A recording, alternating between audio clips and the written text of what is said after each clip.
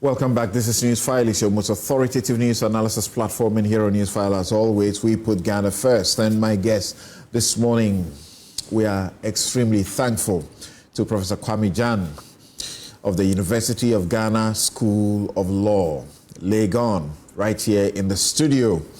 Also, here in the studio is Shamima Muslim, member, the NDC's Communication Bureau.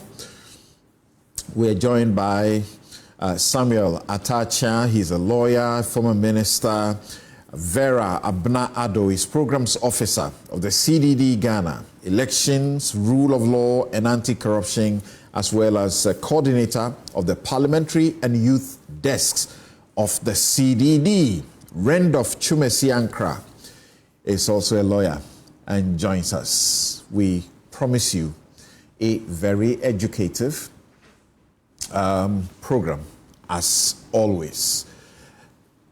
Now, you are aware that we had the vetting of 3 of the president's nominees for ministers this week. Kaysel Atto-Forson for Ministry of Finance and Economy. We had John Abdullahi Jinapo for Energy, and then Dominic Akrotinga Ayine for the Attorney General and Minister of Justice. How did they fare? But how about the process? Some have asked, can we have it like it's done in the US so that various committees that have some expertise in the particular fields are the ones doing what you call the confirmation hearing? As we speak, the same thing is happening in the US, and guess what? There's no handover yet in the US, but the transition is going on with the vetting of cabinet ministers going on. So over there, what they do is that if you are for, say, the finance minister, there is that committee, and in Parliament, they have that committee also there. That committee is the one that will grill you, no holds barred, grill you. Can we adopt such process in Ghana to make it more useful? What do you say? Let's go to Parliament and just remind ourselves briefly of some of the pictures and the sounds that we saw, and then we'll talk about the whole process. In terms of Article 25(1), it is provided that justice emanates from the people and will be administered in their name, in accordance by the judiciary and in accordance with the Constitution. So it creates, 142 creates the regional tribunals, which have coordinate criminal jurisdiction with the High Court, all right, in all respects. And then it says that Parliament may by law establish such courts and tribunals, that is inferior courts and tribunals, as it deems fit. Okay.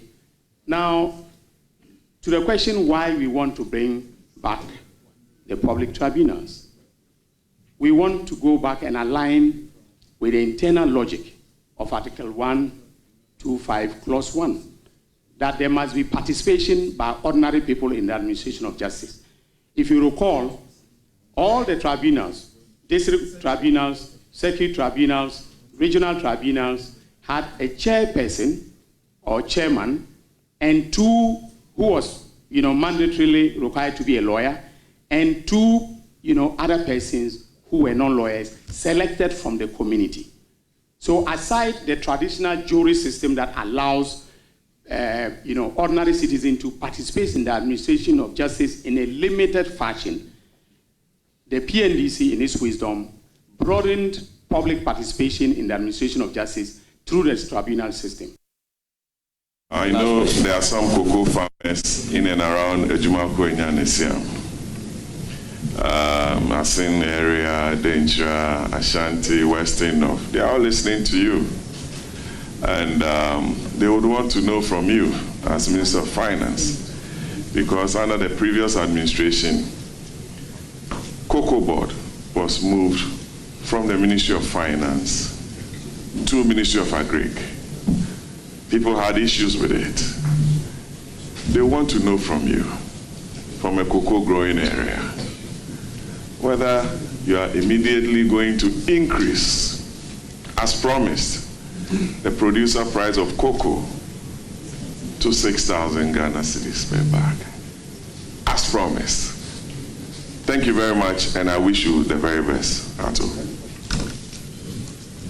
Thank you, Mr. Chairman. Mr. Chairman. Please go ahead. Mr. Chairman, as we speak, the chairman of the Producer Price Review Committee is the Minister for Agriculture and not the Minister for Finance. The government changed the position.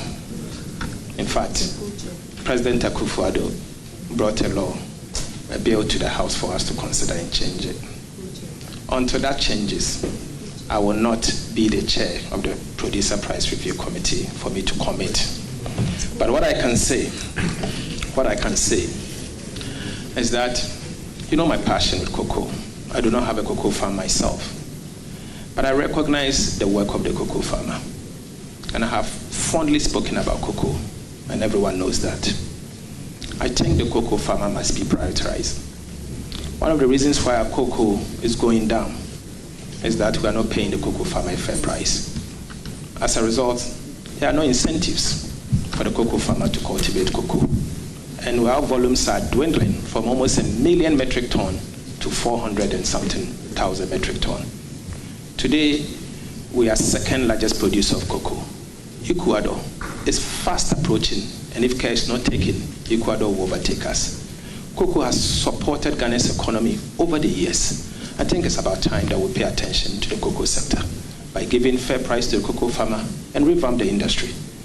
As minister, obviously, as Minister of Finance, when approved, I will work with the Ghana Cocoa Board as a rare sector active player to revitalize the cocoa sector, but at the same time paying attention to what the cocoa farmer gets. Because we need to incentivize them, we need to encourage them for them to be able to cultivate the cocoa, and for them to be able to also be encouraged to stay within the sector. Remember, the cocoa industry is more or less the largest single employer of Ghana's economy. And it cuts across how many regions in our country. Almost half of this country produces cocoa. So don't overlook cocoa, and we will not overlook cocoa. Honorable nominee, I would like to refer you to a publication on the 15th of March 2021. And I want to paraphrase because I don't want to miss anywhere.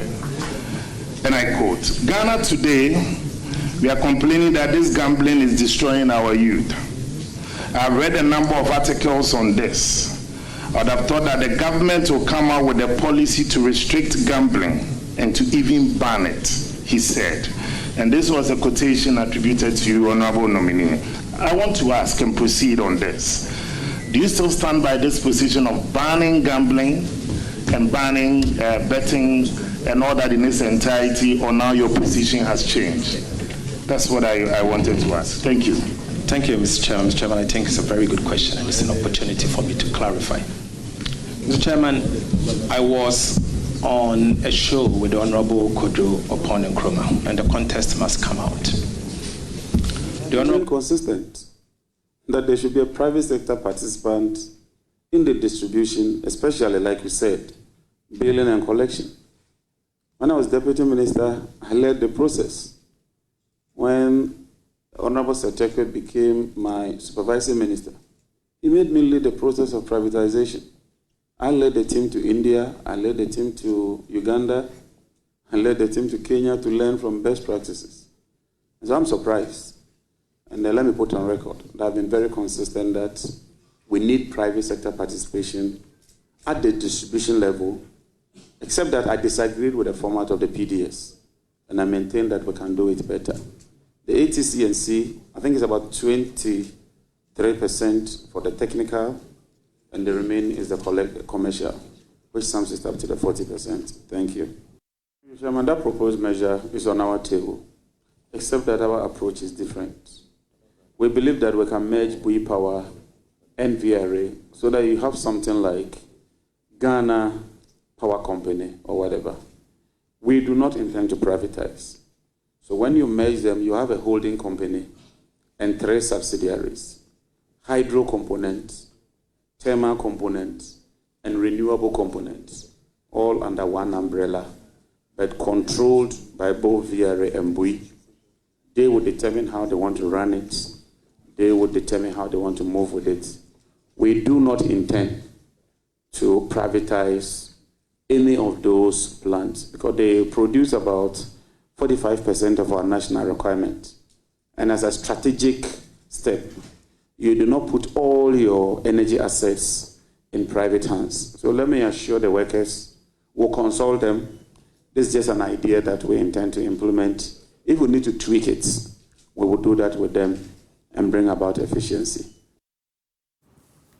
So the 3 cabinet minister nominees who were vetted, quote unquote, vetted by the Parliament's Appointments Committee this week, there you have them: Ato Forson, Abdullahi Jinapor, and Dominic Ayine.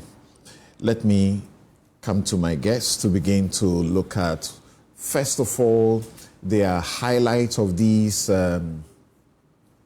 process and the structure and the process itself. There are aspects that we will isolate and discuss, as you have already, you've become aware. We'll isolate the issue of the public tribunals being brought back, the question of oral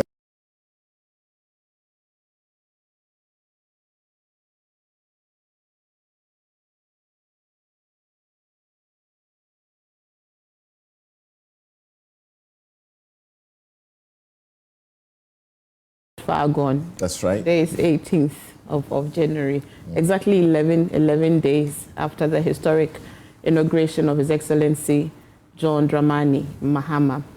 Right, I'd like to say good morning to your viewers and those who are listening to us via radio as well, and to take just a moment to yet again say thank you, as it's my first time on the show after the election, to say thank you to all of you fellow citizens who we came to during the campaign period and sold our message, and which message resonated with you, and reason for which this resounding mandate that you have given the NDC, which I know we do not take for granted at all. And as we chart this new path of resetting this country together, where we are all participants in building the Ghana we want, would like to invite all of you to cooperate with the NDC, to see NDC as your partner in resetting and restoring this dear country of ours. 67 years after independence,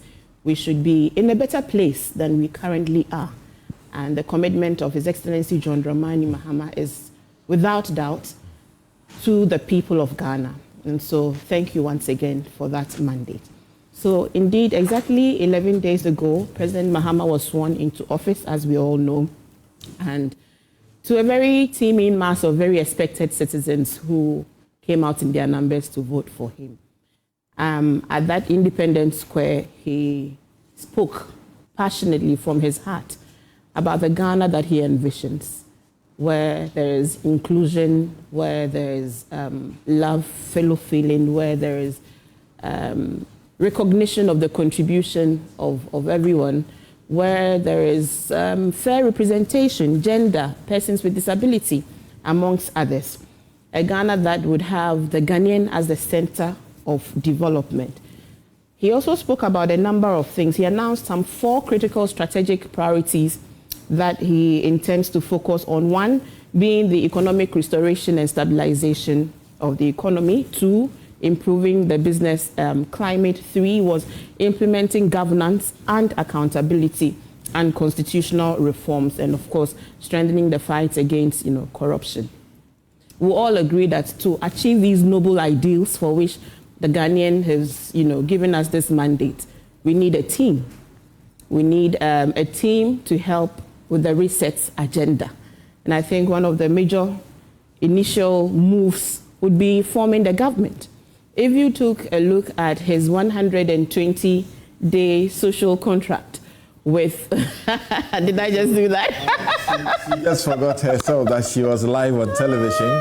She was saluting Atachan, who is around here. Why was Atachan saluting me too? Why was he just fearing, you know? I should come this way rather. Okay. Right. So Atachan is joining us, and we can assure you that this is going to be a session that you will absolutely enjoy. Vera is with us online. Hello, Vera. Hello, Vera. Hello, Campaign. Great. Good morning. Great. Good to hear your voice. I wanted to hear your voice, then we will return to you shortly. Yes, so Shamima was going to now zoom into the nominees and her highlights from the vetting process in Parliament. So, like I said earlier, to execute the mandates and to be able to deliver on the social contract, we have to put together a team, a reset team. And so if you take a look at our 120-day social contract for Ghanaians, stipulated in that document is how he intends to, roll out the foundations of a new, government, which is ready for business. Amongst others is his commitment to running a lean government. And he did announce during the campaign period that he was going to have not more than 60 ministers, okay? And we're on course to achieve that. He did announce that he was going to also have the most representative cabinet, where youth, experience, gender is all finding representation. And the CDD is already applauding him for the gender, yes, brilliant, based nature of balanced nature of the appointment. We've done 28%. He promised not less than 30% female appointment in his government. For the ministerial positions, we've done so far 28%, and that's not shabby at all. And we know that the numbers would improve even further. And aside the other appointments that are coming up in SOEs and other agencies, so we're going to see a very different face of governance. If you also take a look in that document, he is speaking about establishing very quickly a public conduct and standards, document, policy that will guide all of the appointees in government. In fact, in the forward to our manifesto, in his statement in our manifesto, in the last paragraph, he made a resounding commitment that he will hold especially his appointees to the strictest standards ever, and no one will be let off the hook. And why we can trust this is because he has done it before. When he was president, under his watch, there were members of his administration that faced the law for being found wanting or doing the wrong things. So this is the precedent that we all have. If you look at the appointees that he has made so far, you would have no doubt at all that His Excellency John Dramani Mahama definitely means business. And the vetting has shown the levels of competence. If you also take a look at the profiles of the individual candidate, one of the clarion calls during the campaign was experience over experiment, if you recall. And so having worked with many of these people in government before and in opposition, 8 years in the wilderness, he knows what many of them are made of, the levels of their experience. You're generally satisfied with the vetting process? Generally, yes. There's always been a conversation. Even, I think, 2009, I covered the vetting. That was my first time of covering the vetting process. And the conversations are very similar to the conversations we are having today about the process, about the rigor of it, about the chair, the nature of the chair, the rights of the chair of the the vetting committee, and to the extent that there are no spelled out mechanisms, and that's always been what is or what makes for the best form of vetting. it is very discretionary. You know, there are the no... Supreme Court in judgment actually said they decide how they do it. They could decide that it could just be one person calling the minister and asking him, how are you today? And they will close it, and that will be a vetting. It's done. Close exactly. book. There's no... So it's hugely discretionary. And things that are discretionary lend themselves to how you know, the feel of the day. The minority was the group, even though they are 4 on the committee, yes. That's the group that did the real questioning and grilling. The majority simply were commending and applauding. And that has always been the like nature. That. Why so? Well, that has always been the nature. And there are a number of reasons for that. One would be that for a lot of them, they are their colleagues. They know them, they know their background, they know their competency, they've been with them in meetings, in committee work. So generally they are aware of their competence level. And a lot of the issues that come up during vetting are not issues that have not played out in the public domain, that you haven't heard the views of those, you know, nominees on already. So you largely know. So it's almost like, you know, a public display sort of the entire, you know, vetting process. But I think that, yes, there are ways in which we can strengthen the rigor of it and not come across as just passing, just like a process. Have you had the time to follow the U.S. confirmation hearings? I have. Where it is the Committee of Parliament that, quote unquote, that has the sector involved that will do the vetting of the particular nominee. So here we have the Finance Committee. So Atoforsen would have faced the Finance Committee, who have a lot of information and data about the economy. And it's almost like a no-holds-bar situation. Yes. There is no chairman interfering and asking you to limit how you ask your question and how you follow up. I mean, 32 years after the 1992 Constitution, I think that where the shortfalls are and the gaps are quite glaring. And if we truly want to strengthen our democracy, these are some of the more proactive, you know, things reforms, you know, we should be thinking about. And, you know, I know that Parliament has also outlawed its new standing orders, for instance. And these are some of the avenues with which we should. So what they have done in the new standing orders, in Order 217, they have provided for a committee of 9 standing members, with the First Deputy Speaker as the chair, plus, quote, the leadership and 2 other members of the relevant subject matter standing or select committee shall join the members of the appointments committee to consider persons nominated by the president for appointment. Yes. So call it sort of a hybrid. They have the appointment committee proper, and then they are now giving room for the standing committee for that particular sector or select committee members to join. So you'd have heard the speaker say, you are not a member of this committee, but I would allow you to speak. And he was exercising that discretion, and at a point, one of his colleagues was saying, Joe Weiss will not have never allowed, you know, non-members. So cut them out and let's go on. So as you have said, I personally think that there is a case to be made for strengthening the depth of the process. And again, if you watch the U.S., you know, hearings, you know that they don't come to joke at all. I love it. And it also expands, you know, the knowledge of the system, and it validates the process. Let me go to Vera.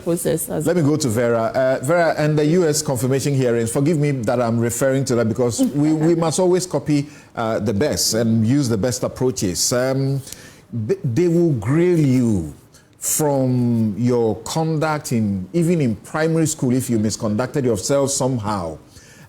If you have any sexual sins around yourself, they will bring them up. If you ever lifted your hand on a woman or your wife, it will come up. And here we are trying to do a hybrid, but these members who are coming in, it is the discretion of the chairman to allow them to ask a question, and they are entitled to only one question without even a follow-up. Sometimes it allows a follow-up, though. Okay, yeah, Samson. So far, I think that we have seen some good questions from Parliament, and which has also triggered a good responses from the 3 nominations so far. The parliamentary approval really is important to consolidate our democracy, and it also enhances our vertical and horizontal accountability. And for me, the public interest is also very, very good, and we are able to monitor this process because the media continually, they are able to telecast this for us all to watch it. For the US system, maybe we have to also look at the hybrid version of us. Is it efficient? We have been doing this for some time now. So I think it's important for us to have a second look at the way our vetting is conducted. We have to be more efficient. For me, even with the questions, I think that allowing one question, maybe we can look at time allocated to one nominee and how much time a member is expected to spend with the nominee, for instance. So not just the question, because you realize that some people will not even ask any question, especially from the ruling, from the majority, yes. And then others will ask more questions, and then we keep spending so much time with one nominee. I don't think it has been very efficient. It became virtually, forgive me, it became virtually an Athenian marking vetting, process, because he is the one who did most of the job for almost all the nominees. Right. So maybe the sectorial vetting will be helpful, the committee, so that we can have experts who are knowledgeable in the area. Parliament has different kind of people in Parliament with different expertise. Based on that, they are actually put on the committees, either one select or standing committee. And so maybe we can look at that approach as well. A para vetting also, so that we don't have the same committee sitting for hours. We have new nominations coming up. How are we able to get this done? So if we can have even a para vetting going on concurrently, where we have people with different expertise having to interview. Otherwise, if you look at even the type of questions, again, that's another concern of mine, is that the type of question, it was more like something to trap the nominee, kind of. When we do that, when there's so much of that, in fact, that it's good for public accountability and political accountability of candidates and political officers. But when we do too much of that, we don't get to hear solutions from the nominees. We don't get to hear how the House. Well, a good number of those who were doing the questioning, lawyers, and they saw themselves doing the job that they do in court, cross-examination. What's bad about it? Trap them. If they commit themselves, if they lie, that's a way to detect people who are lying, people who are not trustworthy and won't tell the truth. Something, and again, Parliament has also become a bit more legalistic. It's as if you are in court, you are before a judge. It's really not helping. What is not helping about that? It looks like we have too many lawyers in Parliament, and I think maybe that's also the case. Maybe it should be a chamber of only lawyers. What's wrong with it? No way. You see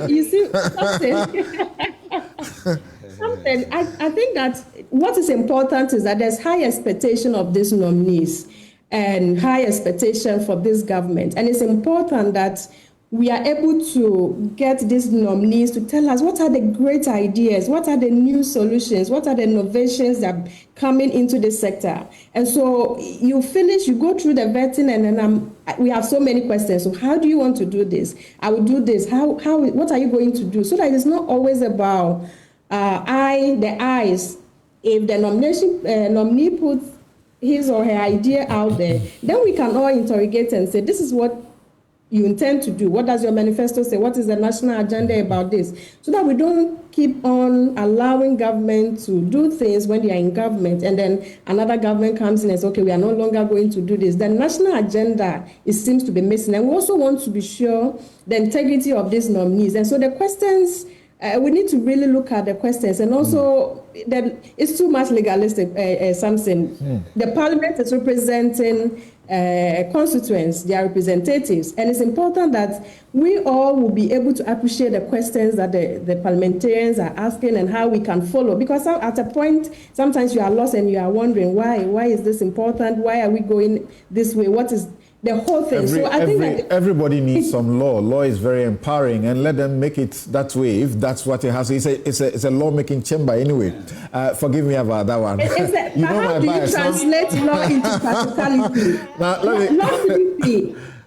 Some say quick one. Law shouldn't be seen as something abstract. It's supposed to be our everyday language. People should understand. We don't need a lot of interpretation around that, and that's what the lawmakers need to make us appreciate. All right. So, what do you make of the relationship between the chairman and the ranking member, being the minority leader, Afenyo Marking?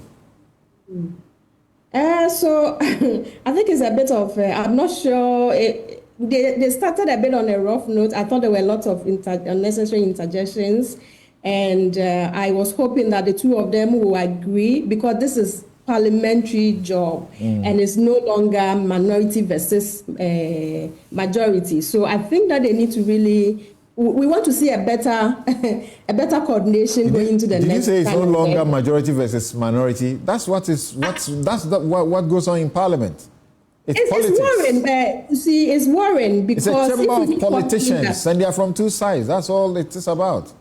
But at what point do we put the party we represent? Then we can pick up the constituents we represent and Ghana in the interest, because these nominees are going to serve as a whole, and they are not just going to serve President Mahama or the NDC. They are going to serve the whole country. And so this is where we put the national agenda on the table. And this is, Parliament had come together a number of times with one voice. And this is one of the processes that we think Parliament should be able to do same, because the people put in Parliament and government, very important for us all. Thank you very much. I'll bring in Atacha in now, because he's too familiar with this terrain.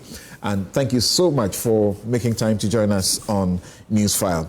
And so first, your assessment of the process, the procedure, and what became very obvious, the minority seeking to frustrate, particularly on the side of the minority leader. And people saw clear filibustering. The chairman doesn't give the minority leader the leave, and he speaks. Once he wants to speak, he will speak. Chairman cannot do anything about it. Wow, I'm very glad that today I'm a member of Parliament of the Airways. I'm no longer a member of Parliament of the Great House. This is a place that I know there's a lot of civility and the culture of permitting people to think. So my first intervention relating to this matter is that I wish above all things that the chairman for the vetting committee or the appointment committee should be the minority sponsored person. Yes. Okay. As we do for the public accounts committee. Right. And that will ensure that you want to scrutinize the system properly. So if you there were other such committees that you changed the headship to the opposition. Yes. Why didn't you do this for this? I'm not too sure why we missed it, but I'm of the view that this is the most important exercise that the Parliament is doing. And those who are going to assist the President to roll out policy and also manage ministries so that the President will have significance, because the ministers, the strength of the ministers will always show in the strength of the President. It's always like that. If the ministers are strong, like you see that the President is also comfortable and they can relax on some matters. So this is how I saw it, and it's sad. But let me tell you something. Sometimes when the cameras are on you and you are misbehaving, you don't even know. I don't see why today you bring a man you consider as your best brain in the energy area of Ghana, and he's going to be the Minister for Energy. I thought, what if you are even a member of the NDC or the committee, is to, ask very significant questions rooted in your manifesto so that he will shine.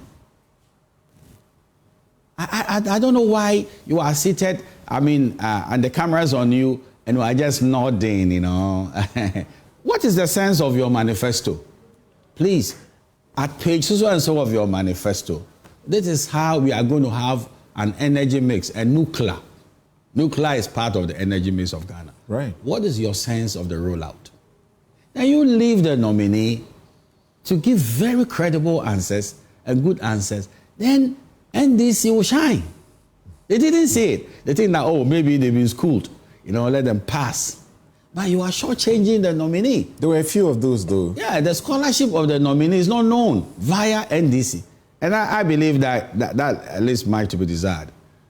I'm also very much concerned that you have a chairman of a committee who might want to have a tiff with the ranking.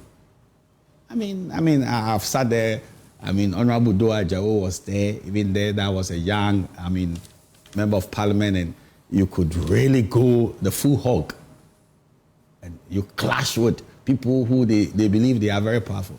They permitted that the discourse should go on. And if the man is strong in himself, you don't interject as a chairman. The one that is being questioned has a good sense of why he's seated. So I am very much concerned that the chairman of the committee, in most respects, was very high-handed, as if he's been programmed to resist questions coming from the opposition. And that is not how you do the business. The business is that you, as the chairman, you moderate. You give respect to also the ranking, who is a leader of the opposition and what he's trying to do. I never saw, what Honorable Afenyo Markin was trying to achieve or do was a kind of, is so malafidis. The malafidis is so clear that, he wants to embarrass the nominees. The questions were not scandalous. You see, a chairman will checkmate a question when you can see a raw, scandalous, questioning. You're trying to embarrass the nominee. But when somebody is asking a question, you might think it's pedestrian. Leave him. The man who has the brain power and has the blessing of President Mahama to go and occupy a very significant office, like the office of the Attorney General. Don't you think he has sufficient common sense to sort of deflate what Honorable Afenyo Markin, is trying to put across? You saw the chairman doing things that you are not happy about, but you didn't see anything that Afenyo Markin, for example, did that you would say he ought to have moderated himself a bit. From the very start, he has to make an opening statement, yes, and he makes a long speech, yes, and in the speech, he begins to talk about misdeeds in the government, violent attacks and whatever takeovers, and they say that's not what you come here to do. That's not a platform for this. But he won't listen. He must make his statement. If he doesn't make it, he's going to walk out. Even at a point in time, they appear to have walked out and then quickly return. And he speaks even when the chairman does not give him leave to speak. Yeah. You see, I will not endorse waywardness. I've been a member of parliament before. When somebody's in the chair, you give him all the respect he needs. Exactly. But you see, I don't know the pre-sitting engagements that took place. Normally, you have a pre-sitting engagement. Yes, they did. In which you begin to show how the civility of the discourse should go. If not, you have this kind of situation. But what I saw, with the greatest of respect, I don't believe go and make a political speech when they give you the space to initial comments and the rest of it. That might be totally wrong. But what I saw was a way that if we are not careful, you set Afenyo Markin up for emotional kind of situation. So I saw that. I saw that the chairman's posture also was not helping in trying to contain some of the things you might call the waywardness of Afenyo Markin. That's what I saw. I believe that, Santa, you can prompt a man, like as close as I am with Shamima, you know. I could prompt her. I could pass on a note. And that was sort of, douse the fires. But I wouldn't want to hold brief for anybody, but I will plead with the chairman that when a question is asked, an area that I didn't find it too good, You see, you should leave the nominee to answer the question. Sometimes there's an intervention as if you want to block the question from even landing before the person answers. I believe that as if you are trying to protect them. Okay. And that is not the way to go. All right. Yes, Prof. What were your highlights? What were your observations? And they are watching, they are listening. They may take a cue because they have more work to do, actually. They've done only 3. Yes. From 23rd.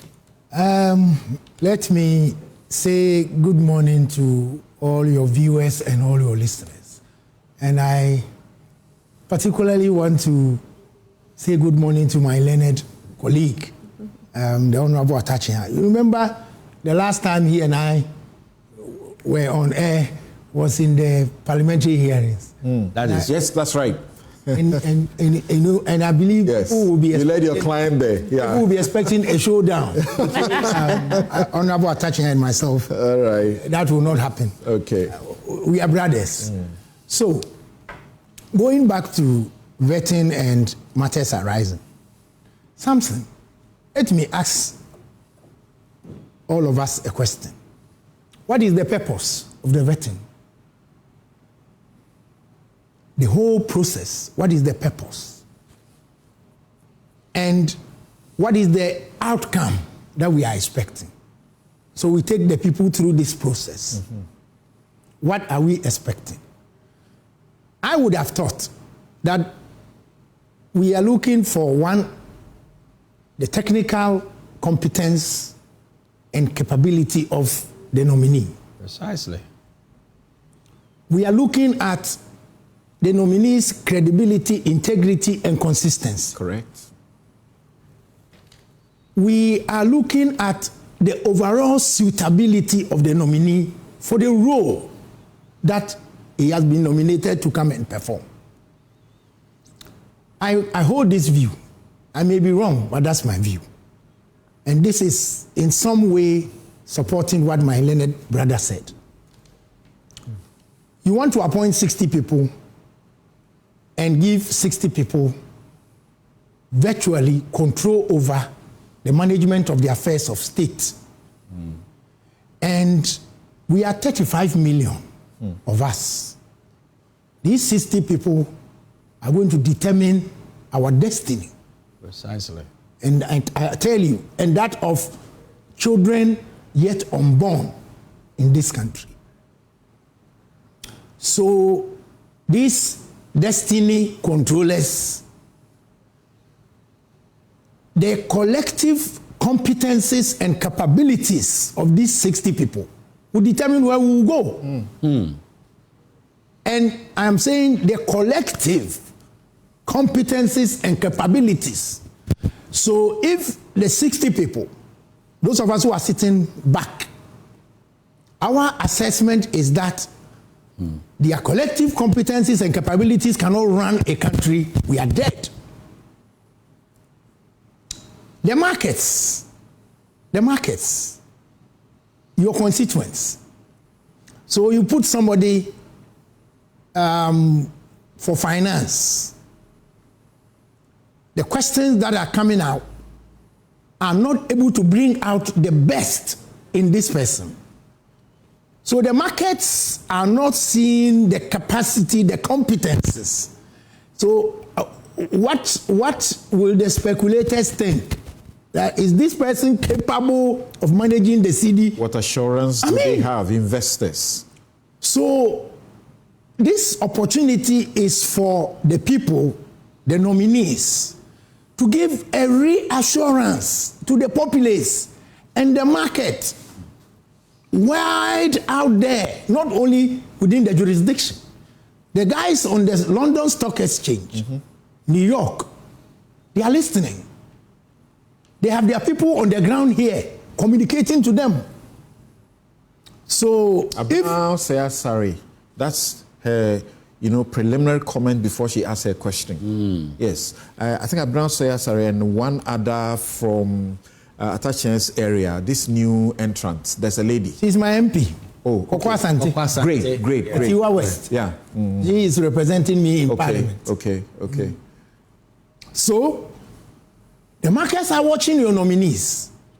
The nominees come, we just put some icing on their bodies and they walk through the process. We are not able to achieve the points that are set out. Their competencies revealed, their suitability overall, and so on. So at the end of the day, the history of these veterans in this country, everybody who goes through, at the end of the day, will pass. It's a fait accompli. At the end of the day, what I have seen is that once the president nominates you, you are the minister.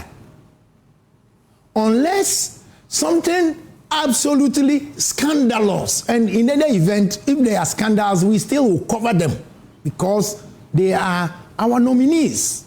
And in fact, we don't have a history of a rejection of No. a nominee who has been vetted, No. except for those who came up and they had issues with dual nationality. Yes, That is I the point. mean, Yeah. but in terms of someone going through a vetting and the outcome, that's why I asked, what is the outcome? What are we looking for? Are we just to bring them in, window dress, we the populace? Because they are already ministers. Once they are nominated, they are ministers. So we have to go back to the board, and trust me, this idea of an omnibus appointments committee, even with the attempts in the new standing orders to clean up, is not the way to go. Please hold it on there. I will return after this break and have you develop this point a bit more at this stage, and also take just a minute's commentary again as a final thought on the overall structure and process, and then we will zoom in to the particulars. I suppose we are going to the Attorney General, nominee, public tribunals, oral and the justification for it, and so on. And then, of course, you tuning in, you know that we will also deal with the questioning of the anti-LGBTQ bill. Is it dead with the 8th Parliament's dissolution? We'll be right back. This is Newsfile. You're welcome back. This is Newsfile. It's your most authoritative news analysis platform. And here on Newsfile, we put Ghana first. We're talking the ministerial vetting that happened in Parliament for the Finance, Energy, and Attorney General nominees of the President. And a number of issues came up, including the reintroduction of the public tribunals. It's already sits in our Constitution and also in our laws, but it is not in function. It came up. Why do you want to bring it back? The justification.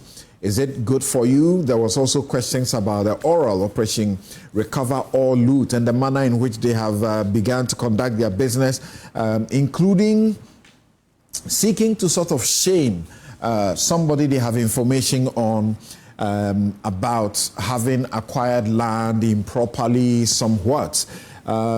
Yes, questions have been raised. The minority actually held a press conference and raised that question. Ask its members or former government operatives not to respond to any summons or invitation and so on because they are unconstitutional. They do not have any such right. The anti-gay bill, people are faulting President Mahama that he's beginning to speak differently from what he has said. But is it true when he says that bill is dead with the dissolution of the last Parliament? I was just going to share my take with you, my second part of the criminal conduct or the violent takeovers that is going on around the country, and the police literally looking on and not arresting all the criminals, the party thugs who are on the loose doing some of these things, and also some of the former government people or state officials who have been seen, and there are footages of some of them actually looting stuff from their own offices. Right, but the discussion has been so heated and interesting in a way that I'll shelve that take. I'll come to it next week. My guests, as you may have been introduced to them already, Shamima Muslim, member of the NDC's Communication Bureau, Professor Kwame Jan, who is with the University of Ghana School of Law. Samuel Atacha is a lawyer, former MP. Randolph Chumesi Ankra is lawyer. He will join us shortly. And Vera Abna-Ado. I understand Randolph Chumesi has joined us. And Vera Abna-Ado, programs officer at the CDD. Thank you all so very much. Now, Prof, we are very interested in what you were saying earlier. You focused us on what is the purpose of the vetting and what is the outcome we are looking for, and that these people that the president is constituting as ministers, 60 of them, are our destiny controllers. And so there must be a certain higher purpose for the process, and it should not be toyed with. You were then getting to the point where the sector committees in Parliament have been brought in to also participate, and yet they are limited to just one question. So the point I was making, if I should follow through on that, the sector committee bringing one person or two co-opted maybe to ask one question. For me, I will say again, it's not the way to go. Sure. If we are trying to interview, for me, my take is that the vetting is actually an interview for a job. And these jobs are top jobs. Sure. No serious corporate body will just bring someone and ask that someone, you said you will increase cocoa price. So will you increase cocoa price to 6,000? I mean, is it to 7,000? Is this how you think you should end up on a kind of day like this?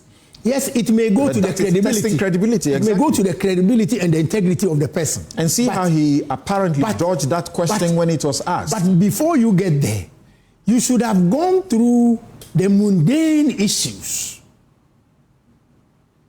You should have gone through the mundane issues. Explain that. So you bring someone to a committee. The person may not have been given an opportunity to tell you, one, what is my conceptualization of the vision for the sector? In some parts of the world, before a president makes an appointment, president would call the person to a table and say, Samson, I'm going to make you Minister of Education if you are interested. Now, this is the sector that I'm going to give you. This is where the sector is. This is my vision for the sector. In the next 2 years, I want to get from A to Z in the sector. What do you think? That's what Atachian said. They have their manifestos. Precisely. And they have laid out, that's what they are going to implement. So, in fact, the members of the appointments committee who belong to the party, at least should be the ones giving them these questions. Yes, they should raise these questions so that all of us who are listening in will know that this person that is going to be our Attorney General, our Minister of Lands, our Finance Minister, we trust them. We believe in their competencies and their capabilities. So that all of us are we are all being called upon to rally behind these nominees. And we must have a fair sense of what they have. We must have a fair sense of what they have. Okay. And that's why I was saying the American system brings out the integrity issues, but the competency issues also come up. That's right. Because, look, if you don't appreciate a certain area, somebody would have given you a question by way of a note. You ask that first question, you will not be able to build up by way of a follow-up. Because you don't have the background. Understand, you don't have that background. It's important. It's very important. So we should go the American way. Instead of the new rules that allows only hybrid, two members. Even this hybrid. The two members ask only one question each. And the hybrid, whilst we are pushing the hybrid, ask ourselves the question, what is the purpose? And I'm saying that this is a job interview. It's a job interview. Okay. And it shouldn't be taken lightly. All right. So they should revise it. I'll come to Shamima, but, Satacha, you also seem to agree that they should revise this process a bit. How exactly should it be done? I believe the American way of vetting secretaries, I mean, will work very much so. But even for now, what we have, can we improve it? I don't believe that the committee should agree that the person who they've placed before a particular committee, a member of a committee, if it's on the ground of competence, that's why I said, okay, attaching should go to subsidiary legislation because of his legal background. So ask one question. I don't believe that. You see, because then the best of the process of what he's talking about, the technical competencies will not show at all. Should they be limited to questions or be given time within which to ask their questions? So that I'm watching the confirmation hearings in the US, and one person is interacting with the nominee and they are interjecting, they are stopping them, and they have quite some time to do that. Well, my humble view is that if the number of questions is going to take an hour, then it's wrong. But I should think you should give him the space that, look, you have a minimum of 3 and a maximum of 6. But please, do not make an arrangement in which your questions are so overladen with unnecessary context and introductions because of the space of time. And that will be fine. Okay. But what I know also, that all the residual things that they cannot put across, that is the work of the ranking member. That's how it works. But let me add on to what... The ranking, they were actually contemplating that the ranking should also be limited, because you realize that Afenyon, when he took over, at a point, they had no idea when he was going to end, how many questions he had left, and seemed to be holding them to ransom. I believe that there should be some reasonableness in the way he exercises his power as a ranking. The fact that he's a ranking also doesn't mean that, if we are not careful, and that is when the committee is about to end, that's when they give him the space. If we are not careful, all the time that everybody spent on, the nominee is even going to enlarge it. So I believe that there should be some reasonableness in the questions that he will ask, and then it is useful and it helps everybody. Because if we are not careful, in the name of being the ranking, then he will take more time than the entire time of the committee. Right. But one dimension that I want us to talk about that you don't see. I hold a humble view. I've been in Parliament for 16 years.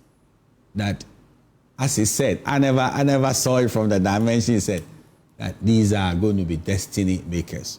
If you pay regard to even the Constitution, that's Article 76, 2. The Constitution said the Cabinet shall assist the President in the determination of the general policy of the government. That is a huge responsibility. So the people who they are vetting, as a matter of fact, they are going to be the drivers of the government. Fine.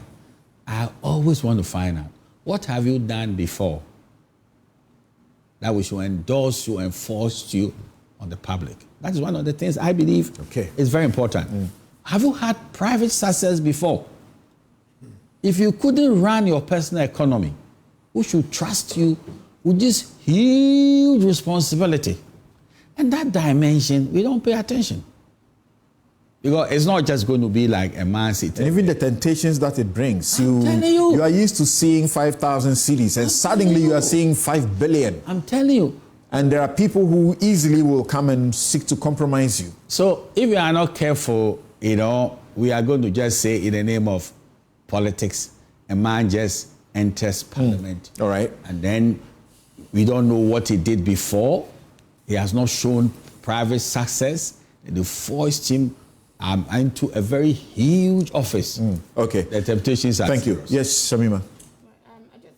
Thank you, Sam. I wanted to quickly respond to some earlier comments, Honorable Atachian had made about the conduct of the chair, in that seat. Some have said the chairman has been weak. Some have actually proposed that Emmanuel Bois should be made to take over his place because he has allowed Afenyon Marking to behave like a co-chair. And you can see where he was literally frustrated, and he was showing it. I'm frustrated. Afenyon doesn't want me to do my work. Anyway, so the point I was trying to make is that it's too early to be making such comments. We can make observations about the conduct of the chair. In fact, the point is that there were even criticisms from within the NDC that the chairman allowed Afenyo Marking to have, a free, playing field, contrary to what, Honorable Atachia was, the picture he was trying to create as if the chairman was deliberately gagging Atachia. Atachia deliberately, what do you call him? Afenyo Marking was deliberate and intentional about wanting to overshadow and drive the tone of the process. And when you also look back at previous committees in the past, especially the New Patriotic Party committees, I covered the 2009 vetting process. The NDC had won the election. And this is where people like Napo, Joe Wise were allowed, and even he concedes about how the former Speaker of Parliament, Doajaho, allowed him free rein. So you always see there's a marked departure between the way NDC always allows for a more freer discourse than the New Patriotic Party when they're in power. Use the example of Joe Wise when he was chair of that committee. Use the instance between him and young members of the committee like Suhini. It was obvious. The disdain was palpable. You could see it. The dismissive authoritarian tone was very palpable, and we all saw it. The videos are still there. We played. So sometimes it always comes across as if the New Patriotic Party and their communicators and agents always preach a lot when they are in opposition. But when they have power, they never implement the reforms they expect to change the process. If you allow me to wrap up. All right. And again, the conversation about what is and what ought to be.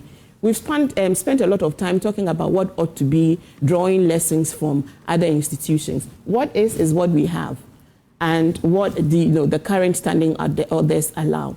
What we can feed back the process is to ensure or suggest ways in which we can strengthen the process. But what is what we have, and we need to work with what we have currently. Okay. To add to that, then, I am happy that nobody around this table has questioned the competency of the nominees.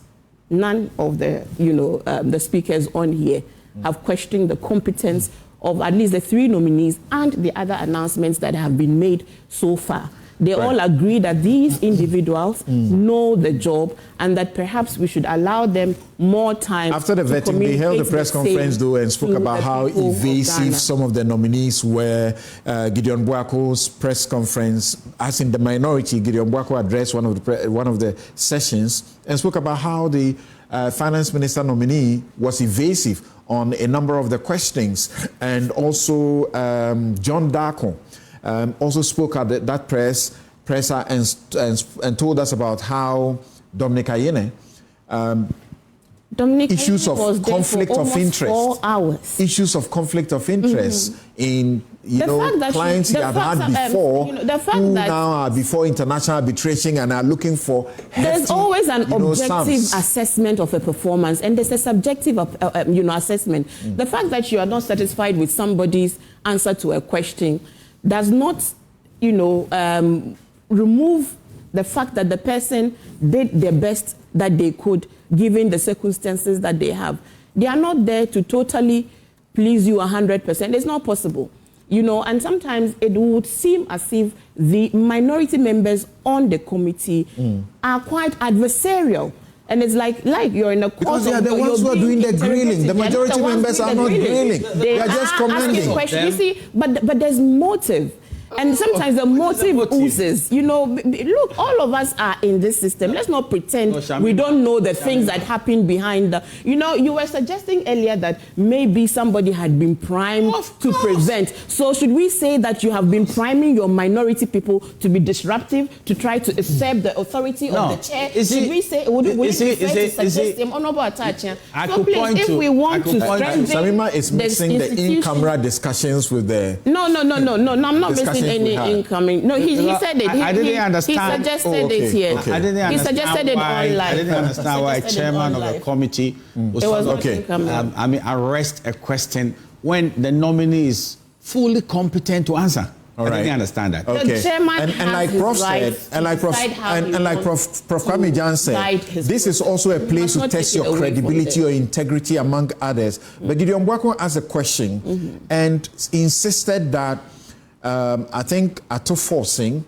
that he had to be come to the job with integrity, honesty, and he was asked to withdraw those portions because it was not within him to make those comments. And Afenyo agreed, and he reviewed that portion. So what are you, interviewing them for? So quickly, let me give you 2 minutes each. Then we move on to some of the details that we want to go to. So yes, Vera, what do you say? Particularly the issue about changing the process so that the select committee members, if you bring, say, if some judge were nominated for communications and is going to be vetted, rather allow the communications subcommittee members, the 2 of them who have been co-opted into this appointment committee, to do more of the job than allow Afenyo Marking, free time and give those people only 1 question each. What do you say? Okay, so I have 3 quick points on that, Samson. So 1, I think that, yes, we need to have the committees. And I think that we want to push for a parallel vetting. We need to fast-track this process and have expertise in these committees to vet our nominees. And it's important that we do this efficiently. And then 2, I think that we also need to allocate time to the process. We need to know that how many hours are we spending with one nominee, 2, 3 hours, 4 hours, then we are all sure, because we are all interested in this process. And to sit down monitoring and watching and not knowing when this is going to end is really not a good time or efficient way to use our time. And so it's important that we allocate time instead of sitting and not knowing when this is all going to end. Okay. And then my other point is how the committee should actually find a way to verify some of the information. The integrity of these nominees are important, and like the Prof said, their competence, their integrity, credibility is at stake. Some of the information the Parliament should look at for external agencies and other bodies that can actually help to verify some of this information. Because sometimes some of the issues keep hanging in the system and you are not sure what you heard at Parliament vetting and what the nominee has said and what somebody has requested. It keep hanging and we are not able to get closure. And so during this process, Parliament should really look at ways that they're able to verify some of the information they get from during the process, and how we can actually ensure that we are putting in competent persons, and their credibility, integrity is really important for us. Okay. Thank you very much. So Randolph Chumesi was joining us on the next leg, but he wants to make a comment on the matter of the vetting. On the matter of the vetting, perhaps maybe I should take you directly to this issue and get your response to that. Because the minority, I think Samia Uku, John Dako, and even Gideon Bwako were insistent on the fact that the Attorney General nominee may be in conflict of interest about certain matters. Let's hear this quickly and let's take your reaction.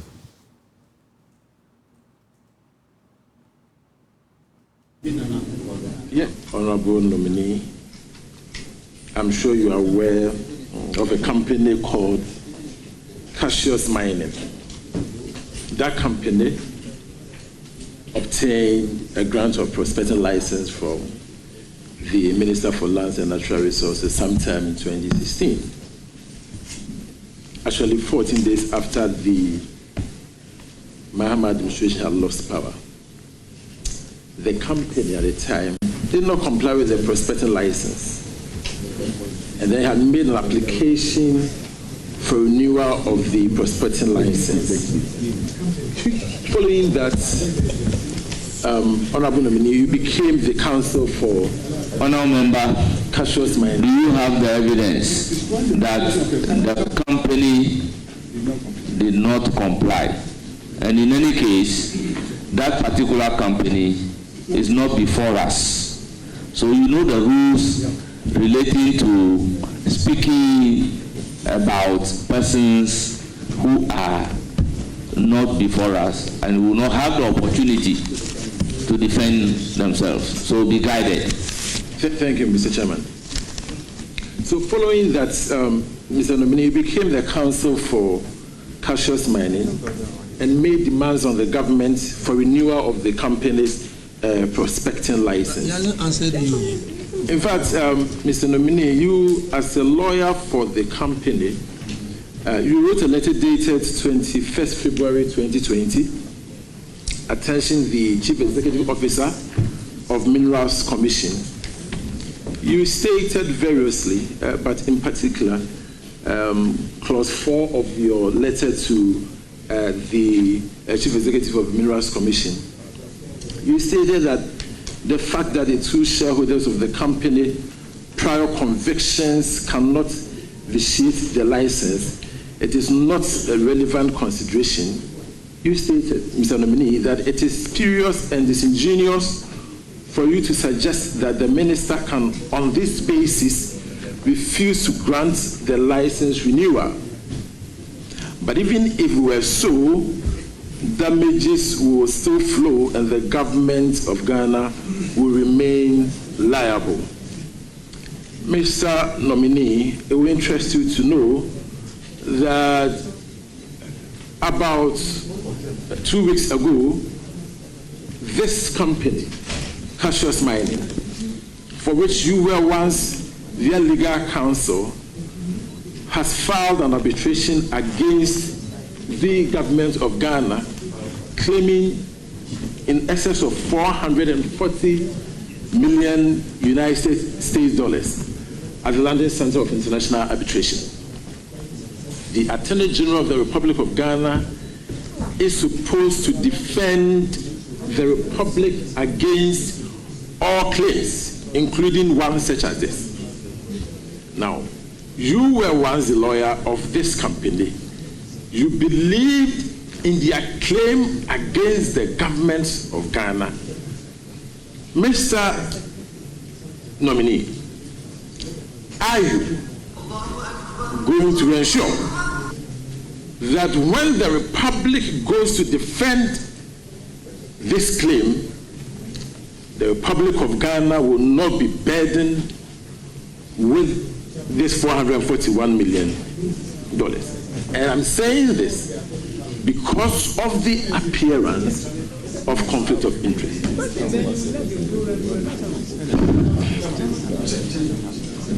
I recognize Honorable Kwame Abuja. Leader, the procedures here will all encourage our first-timers to participate fully in this. Indeed, that is why our side and the side of the minority brought in first-time MPs. But in this committee, you can lay preamble to ask your question, but not to make, endless statements. And I sit here and ask myself, when is the question going to come? So, Chairman, can you direct that it is not against the procedures here to lay a preamble, but that must be brief, then you go to your question. Because I get lost as to whether somebody is making a statement or asking a question.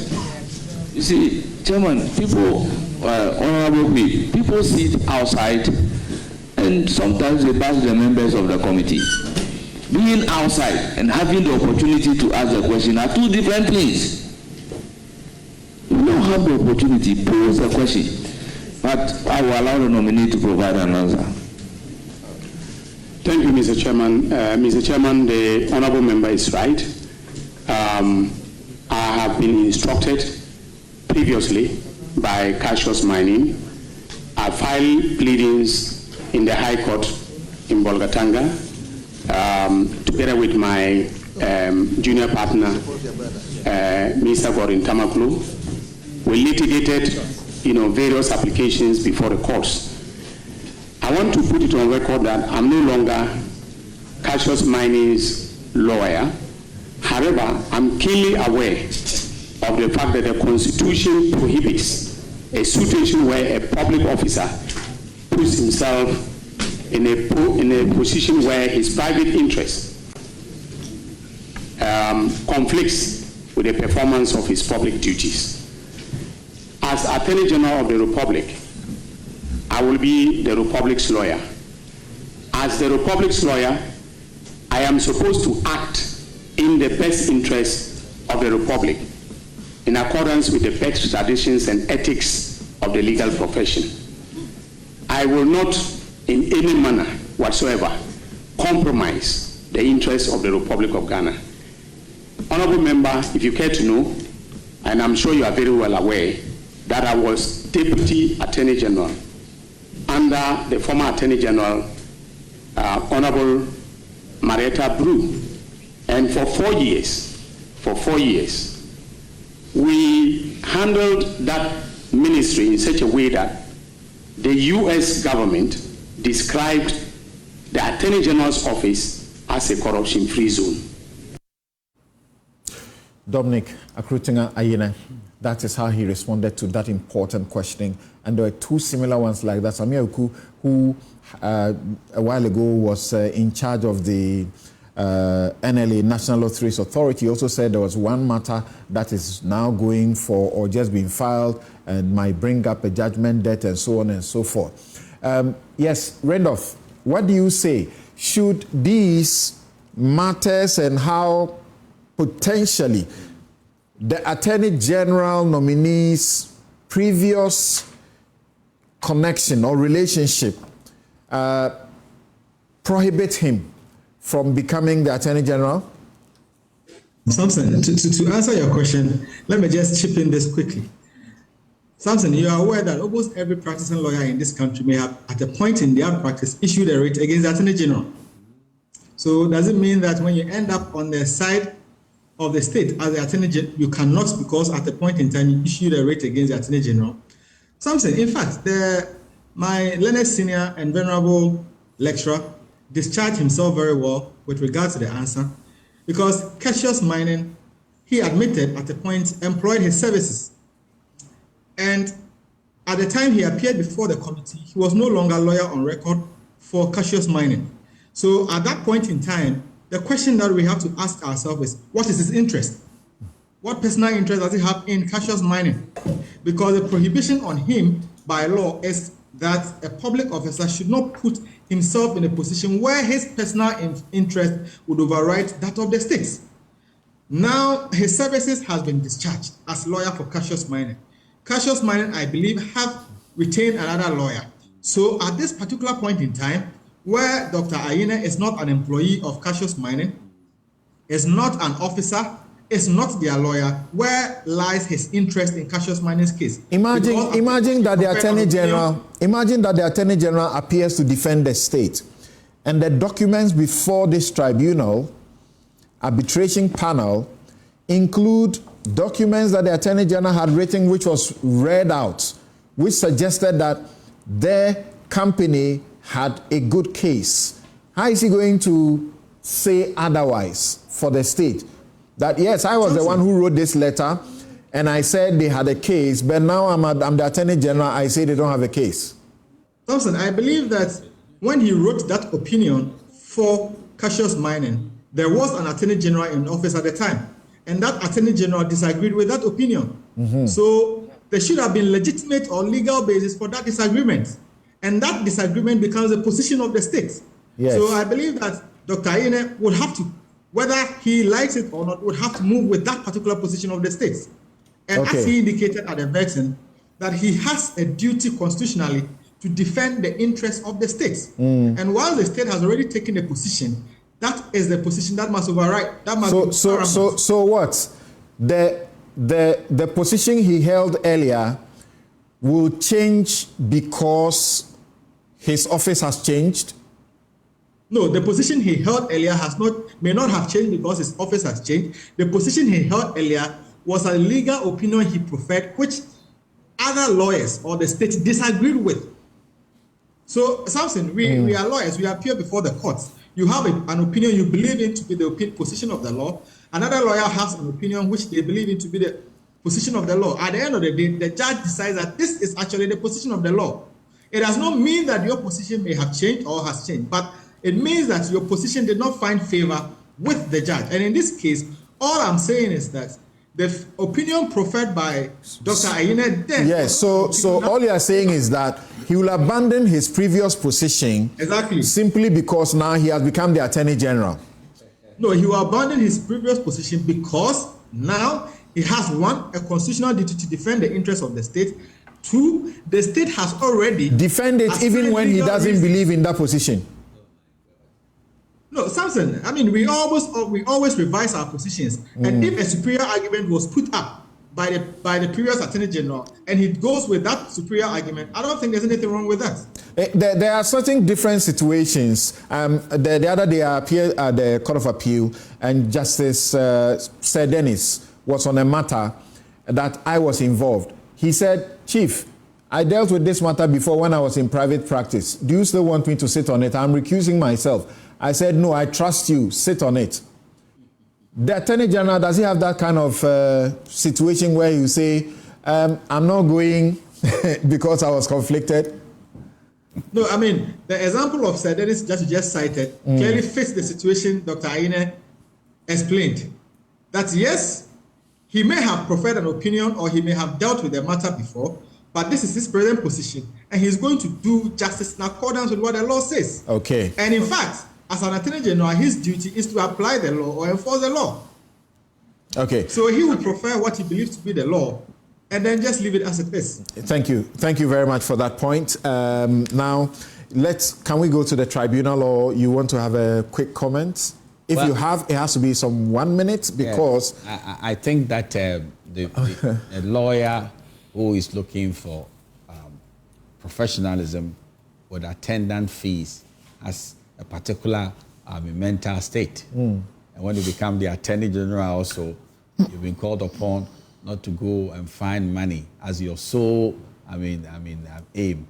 But I'm tempted to come to conclusions that a well-meaning lawyer will say that I see this brief to my Deputy Attorney General. I don't want to touch it. Okay. And then he will advise on the matter.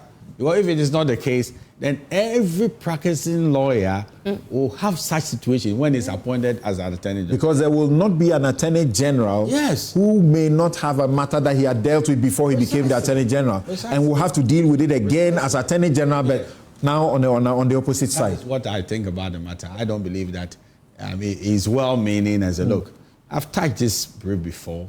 Can you, take over? I don't want to touch it. Okay. The Deputy Attorney General, who is also mandated by law to act for the state, will take quality decisions on the matter. He will recuse himself. I don't want to touch this brief. Interesting. But Prof. Jan, the remedy for conflict of interest is disclosure. One of it is disclosure. Yes. So once there is disclosure, once there is disclosure, is there any problem anymore? It shouldn't be. And I agree with what my learned colleague just said. Otherwise, and remember, the Attorney General is the leader of the bar. And he is Attorney General partly because he has excelled and done things at the bar. So in the course of all the good things that you have done at the bar, you should have encountered these situations.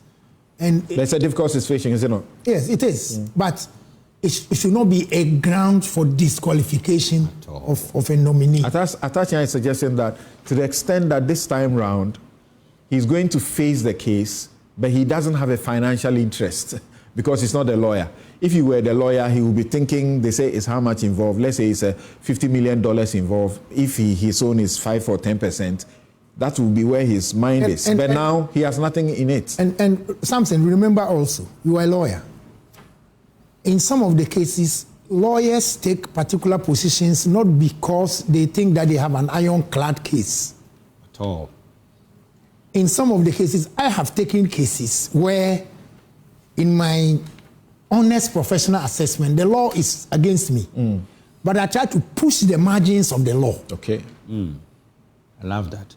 So it's not always the case that, and some of the cases you push the margins of the law, and you could achieve a breakthrough that you least expected. That's right. Okay, well, Atacha is sitting here. He is one of the best examples when you talk about such things. He was going to the Supreme Court over this contempt matter, and all the lawyers went there to beg. He said, this is not a messy chamber. We have to do the law. My client will not beg. And his client? Do the wrong thing and put him in prison. We want to keep the law alive rather than beg you, the Supreme Court judges. Okay, so now let's move on to the public tribunals, right? The public tribunals being reintroduced has become a thorny issue. Why is that so? We take a quick break. We hear the Attorney General, his justification on it, and then we hear all my guests.